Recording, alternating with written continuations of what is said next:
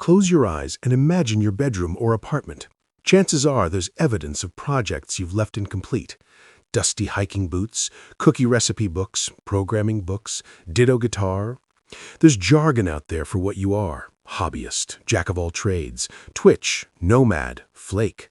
They make you feel ashamed that you can't commit to one thing. What if I told you that everything you've heard about focus was designed for an era that doesn't exist anymore?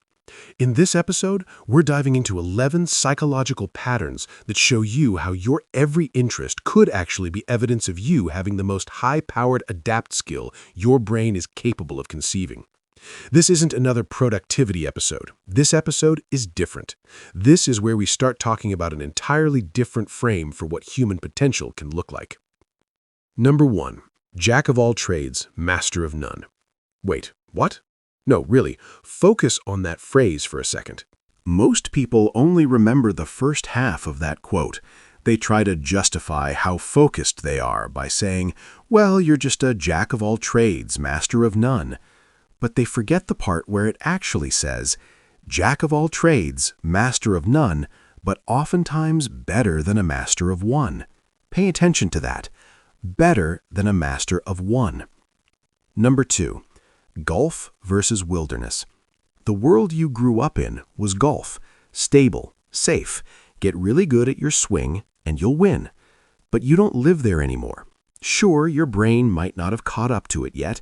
You might still see specialists thriving and wonder why you haven't figured it out yet. But your environment is no longer golf. It's wilderness. Number 3. Patterns versus chaos. Most people think they see chaos when you jump from woodworking to sociology to learning capoeira. Psychology says different. Psychology says you're doing something called far transfer. Specialists do near transfer. They learn to solve problems very similar to the ones they were trained on. You like to jump. Number 4. I have a friend who learned web design after 2 completely unrelated previous careers in beekeeping and farming. How the heck does agriculture help you code? Simple. They mentally understood growth in a way that coding classes couldn't teach. They were able to farm websites. Number 5. Why you feel like an imposter. You feel ashamed because you know you're not the absolute best at anything. Guess what? Neither is anyone else. It's an inside game you've been tricked into playing. Number 6. You're not behind in life. How does it feel when your friend blows past you to CEO or senior engineer while you're just starting your first job? You feel behind. You feel like you're not where you should be in life. It's because you think you're T-shaped. You have general knowledge with one specialty. You're not. Number 7. Seasons. True multi-passionates don't try to be 80% into 5 things. They practice what researchers call serial mastery. You cannot have 5 skills at an expert level. Your interest will burn out. Or you learn to think of your life in seasons. You learn to let seasons of your life come and go. You 100% focused on music and art for your 20s. Then programming came along and you chose it to help you adult. Did you ever stop caring about art? No, you finished the building phase of art. If this content resonates with you, if you're ready to look at life through a different lens, like this episode and subscribe to Master Being Human so you don't miss out on future releases.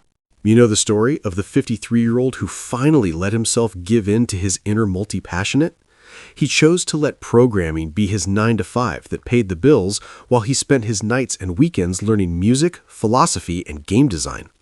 He chose to protect his energy by passing on leadership roles. And then everything came together, and he ended up using his free time to build personal video games that used philosophy and music he loved.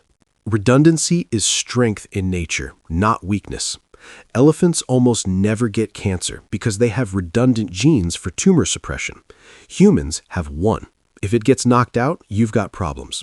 But because elephants have backups, multiple copies of the same genes, they're incredibly rare.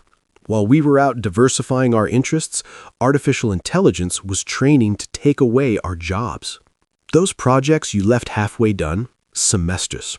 You didn't quit programming. You didn't quit art. You dropped out of school. You learned how these systems worked.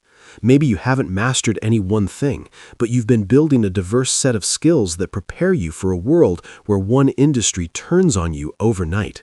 Remember how I said hyper-specialization only works if change is gradual? It's because the specialist is useless when their industry changes overnight. Your environment is changing overnight. You're prepared. You were never built to be one thing. You were built to connect worlds. The future belongs to those who can translate between fields, disciplines, and ideas. It belongs to people who see patterns where others see unrelated details. Harry Friedman. What are you saying no to today that you were born to do? Head over to school and join the Master Being Human community through the link in the description.